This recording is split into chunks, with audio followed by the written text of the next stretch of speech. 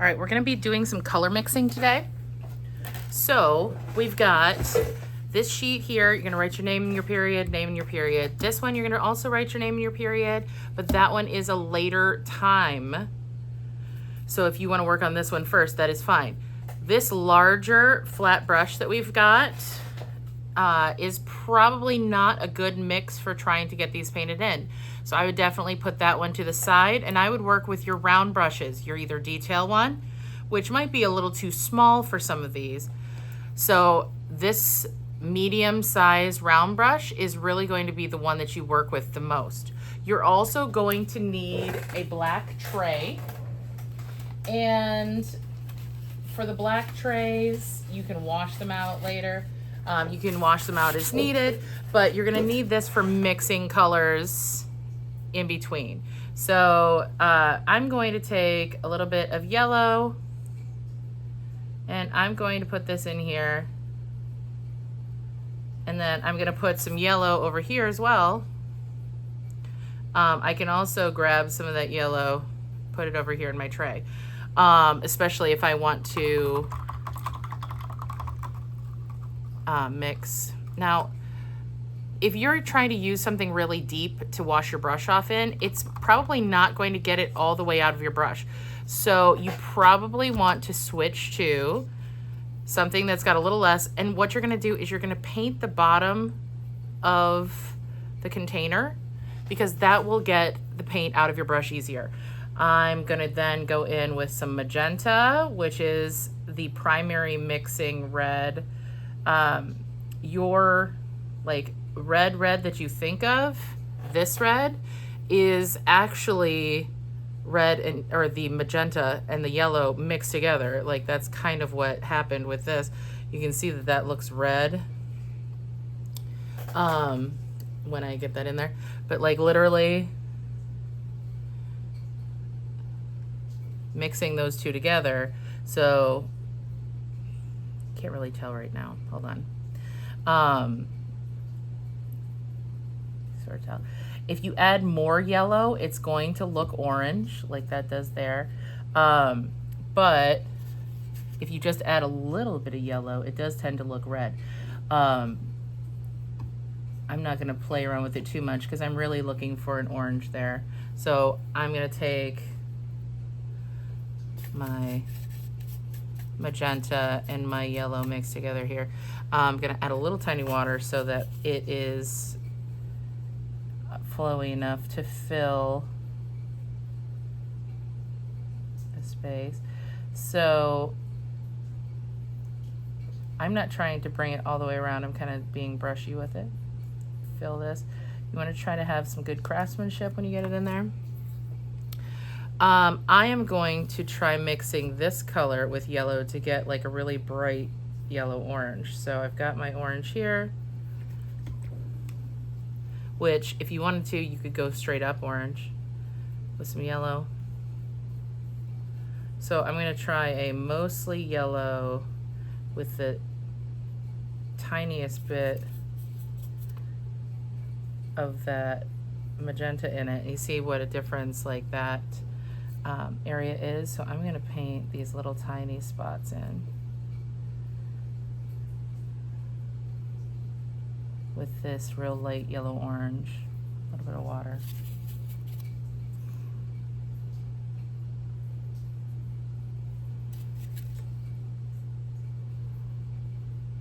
Now I could have used the little tiny brush for this, but for this I'm really just going in there. Okay, washing off my brush, wiping out. Okay, now maybe I want to do green and purple together. Green and violet, I should say, because on the color wheel, it's Roy G. Biv. So red, orange, yellow, green, blue, indigo, which is really just a blue-green. Not blue, blue-violet, sorry. Wash. Violet. And violet on the color wheel. I kind of didn't finish that out. So like we talked about at the beginning of the year when we were doing that, I'm gonna get a little bit of water. You can kind of see when I take that violet and mix it with this green, it's like a gray tone, because the actual opposites, complementary colors, are yellow and violet. But since green is right next to yellow, it's going to be just off of that perfect opposite, and it will tend to make a very like gray, blue, navy kind of quality depending on how much green you add in here. So if I get a little more violet and a tiny little bit, so you notice that I'm like, I did double dip there, but I didn't swirl it around. Okay, so I get like a really dark value gray, almost a charcoal color out of that. So, and I can mix some and be able to go in. Oh, that's not good craftsmanship. I'm gonna have to pick another color to go on top of that that'll cover it. So focus on your craftsmanship, trying to get a nice line. If you do go over it, it's not the end of the world. Don't freak out. But you want to try to make your lines as smooth as you can. And if you start running out of paint, a little bit of water will help stretch it and make it flow more.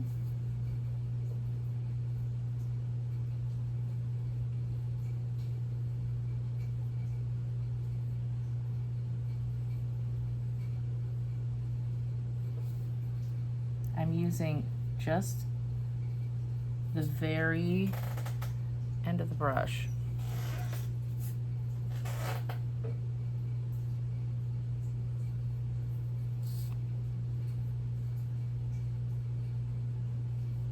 Okay, and eventually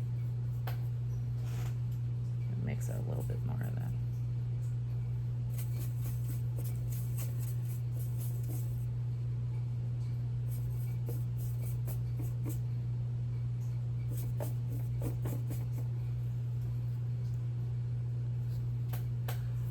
Flip my paper around because that angle is not good for me. It is far easier to pull your brush towards you than it is to try to figure out how to go away from yourself. So if you turn your paper, it's going to make your life easier. It's not cheating. Like, you're making it so that you can have the most effective application. Originally I was kind of keeping it facing that way just for your information, but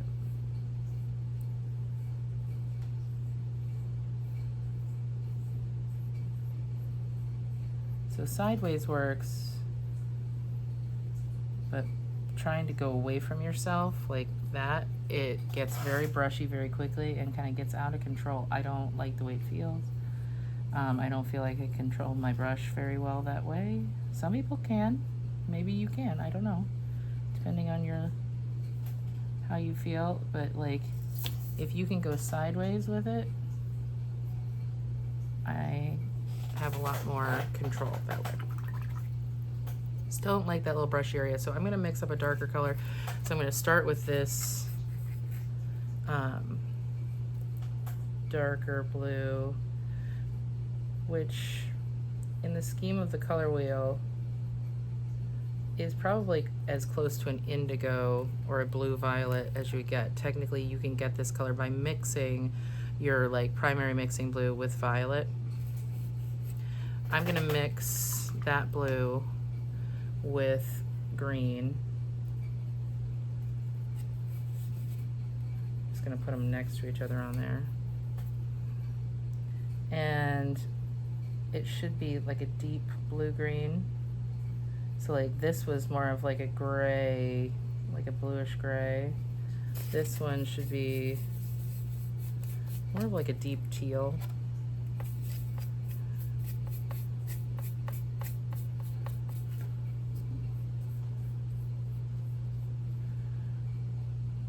kind of a foresty green, honestly. I'm going to put a little more blue in there. Just to kind of, yeah, more of a deep blue green. I'm going to pull toward myself here. That way I can go slowly on that edge and cover that little like weird brushy mistake that I just did.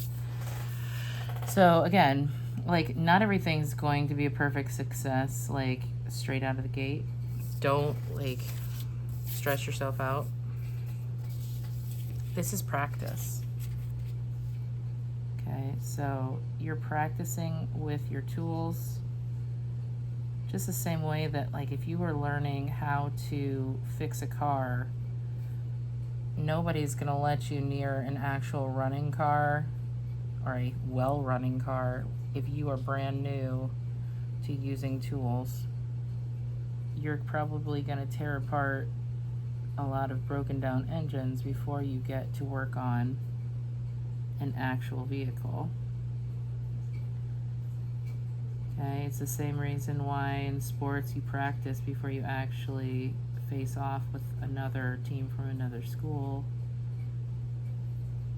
That you need to figure out how to use both the tools and the techniques that you are taught or that you are supposed to use. So it's really just kind of a universal thing. So essentially that's what we're going to be doing, is we're going to be working with mixing the colors and then trying to use good craftsmanship and adding them. Notice, like, I don't like the way that the lines end. It just kind of makes it feel really abrupt. Like it just ends, like you fell off a cliff. So I brought my line out this way because I wanted to make it a little more, I wanted it to have a little more flow. And speaking of flow, like when this is all done and finished and you have it all full with your different mixed colors, so none of these should be a pure color. You can mix a pure color with your black and your white to make a shade. So like say for example, I want to make a shade of yellow. I can take a tiny little dot of black. That's all the black I'm going to put on there. I'm going to show you kind of what it does. Black and yellow, aside from being warning colors of a lot of different insects and everything else,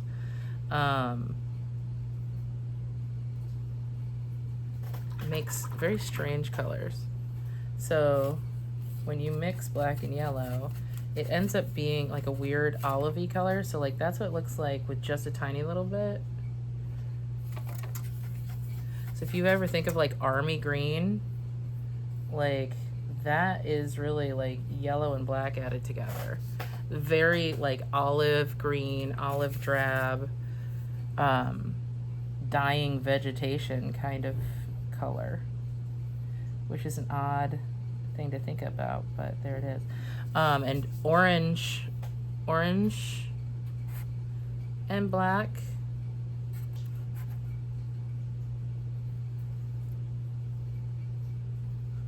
Technically you could do this too. Makes a really interesting like chocolatey brown. So if you want to do it that way you can, by the way. Maybe you remember stuff more if you get your fingers in there. It's fine with me as long as you're washing off your hands and you're not putting it on anyone else. Because a lot of people learn by doing. And that's a good thing. Some people learn by listening, some people learn by watching. That's why I try to kind of lay it out there for you in different aspects.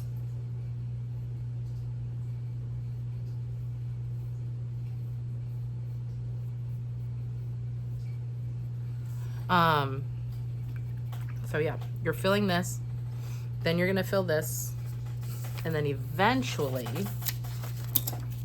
we're gonna get to this. And what you're going to do is you're going to be taking a color. You can draw it with pencil first. I'm kind of going to just go in here and I'm going to draw an organic, so really free form shapes.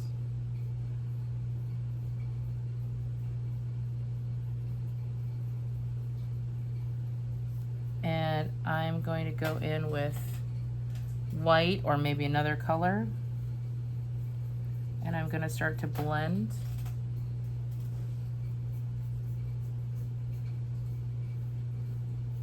To get a tint of that color. Some water.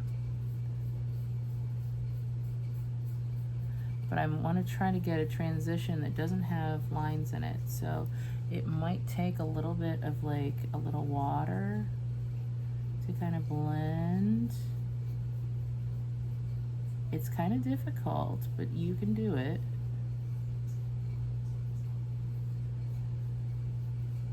But trying not to get paintbrush marks is a really hard thing to do.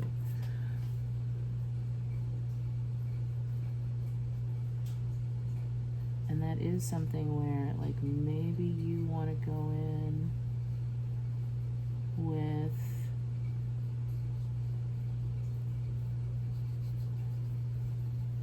the finger. Okay, maybe you want to use some other tool.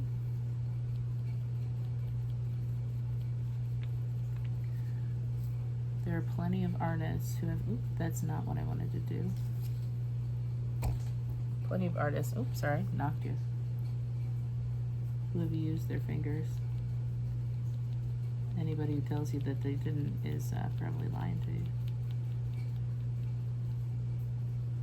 Because there's a lot of control that you can get with just getting in there and playing with it.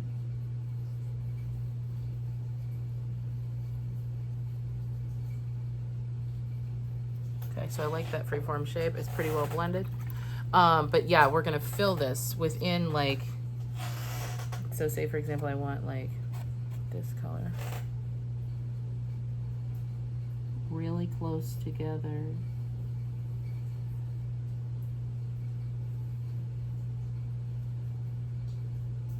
And then maybe I want to blend this with violet.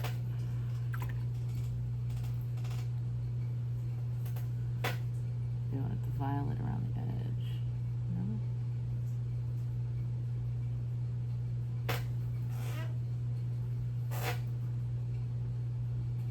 Okay. But we're going to go with your color mixing and the sort of topographical map, and filling this up with all of our different colors. And then going in on a plain white sheet of paper, which are in the swirly cabinet in the white paper drawer.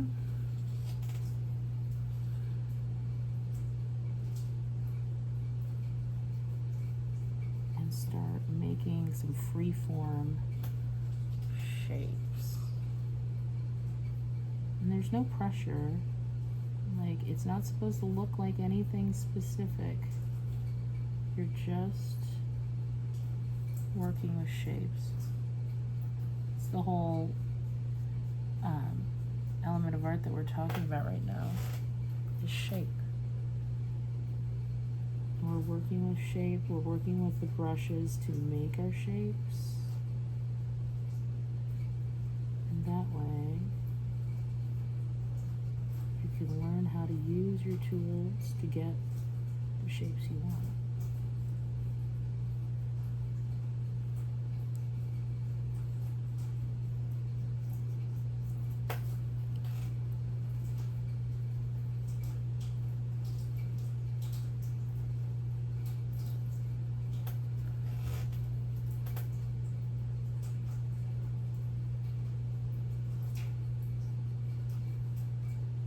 This is not instantaneous, so don't rush.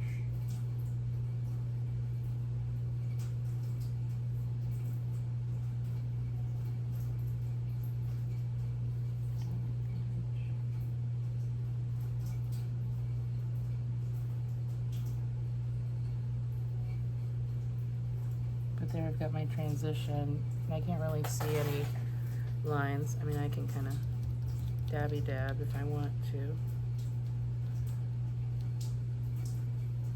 get that. Okay, so that's what we're going to be doing next.